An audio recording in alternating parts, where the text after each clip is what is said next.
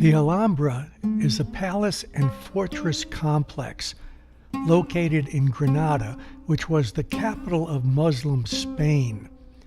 It was originally constructed as a small fortress and the remains of a Roman fortification. It was pretty much largely ignored until the ruins were renovated and rebuilt in the mid-13th century by the Emirate of Granada, who actually built its current palace and walls. It was converted into a royal palace in 1333 by Yusuf I, Sultan of Granada.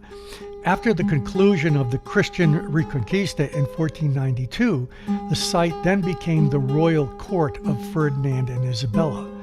Unlike many Muslim structures throughout Spain, after the conquest of the Muslims, the Alhambra wasn't just not destroyed, it was actually expanded after Ferdinand and Isabella returned to Granada. They just thought it was way too beautiful to tear down. It was here that Christopher Columbus was given his marching orders to go west, young man. The palaces were partially altered in the Renaissance style when in 1526 Charles I and V commissioned a new Renaissance palace he figured better befitting the Holy Roman Emperor. As you walk around the complex, it just never seems to end. The place is like a town unto itself, and it looks like it could be totally self-sufficient with its gardens and baths that just seem to be everywhere. The artistry on the walls and the ceilings are absolutely amazing. Even though most of us cannot read what's there, the application of mathematics in the design and the structures is extremely obvious. As I am taking this video of that huge area across from me, I'm standing in a section that is even bigger.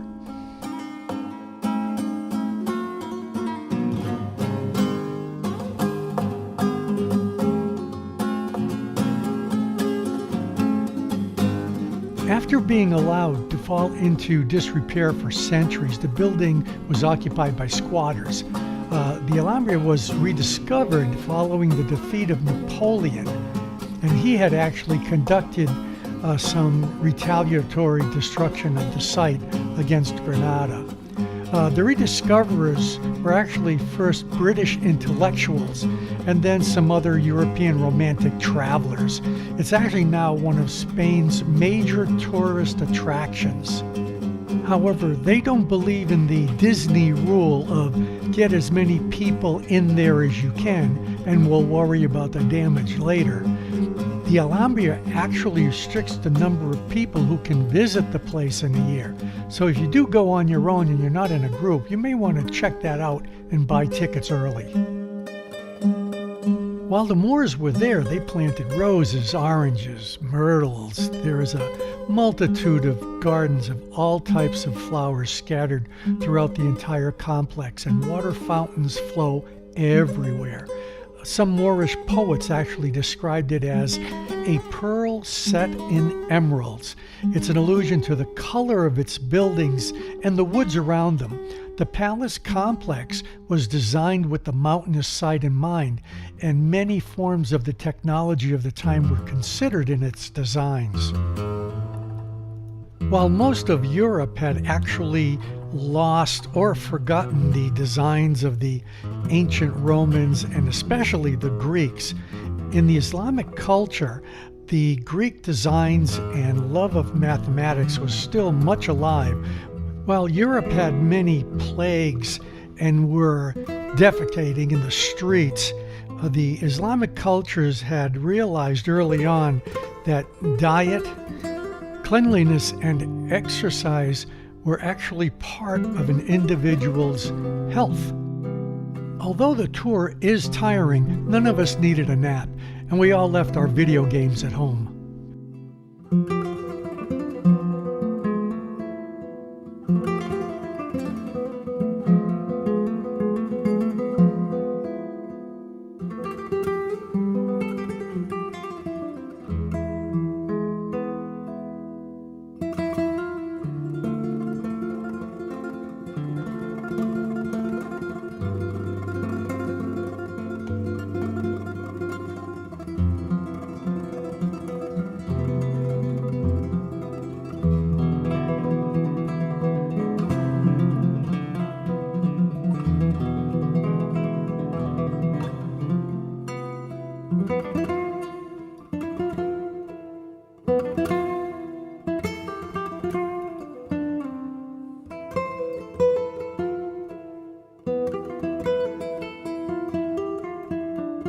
Charles I rebuilt portions in a Renaissance style of the period and destroyed a greater part of the Winter Palace to make room for this Renaissance style structure, which actually was never completed.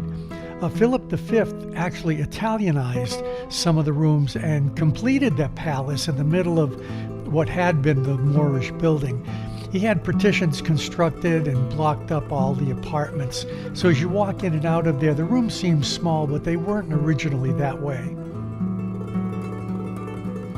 Actually, over subsequent centuries, the Moorish art was further damaged, and in 1812, some of the towers were actually destroyed by the French.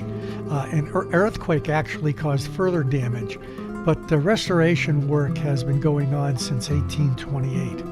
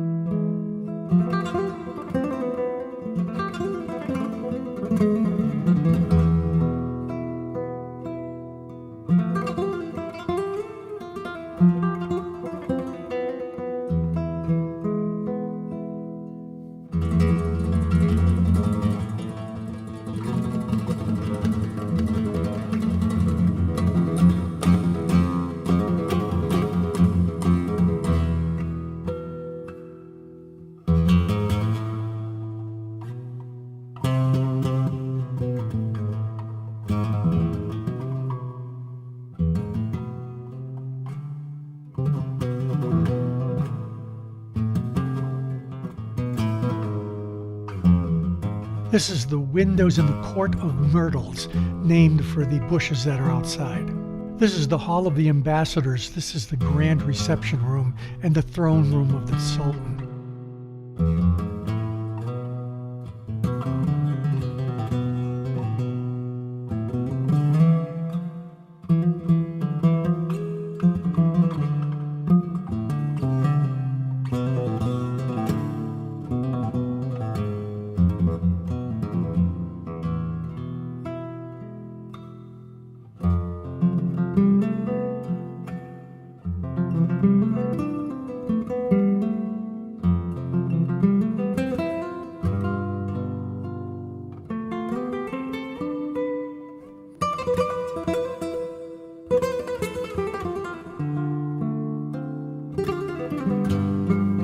This is the Court of the Lion's Fountain. There is a legend that the last Sultan of Granada had invited the other chiefs of his line of succession to a banquet, and then he massacred them all. I'll bet they didn't even get to pick their last meal.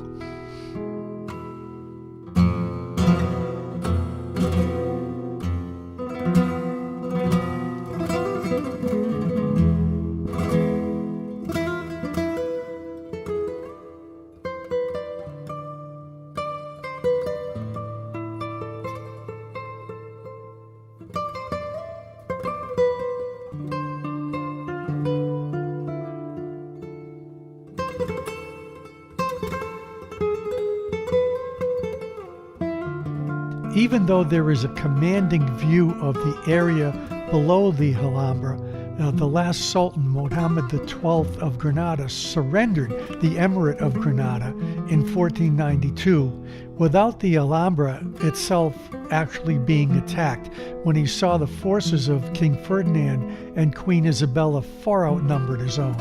And we're fortunate that he did. As we walked down this street on our way back to Granada, we were told about the fire at Notre Dame in Paris. And since we had all been there, we also realized we would never see it that way again.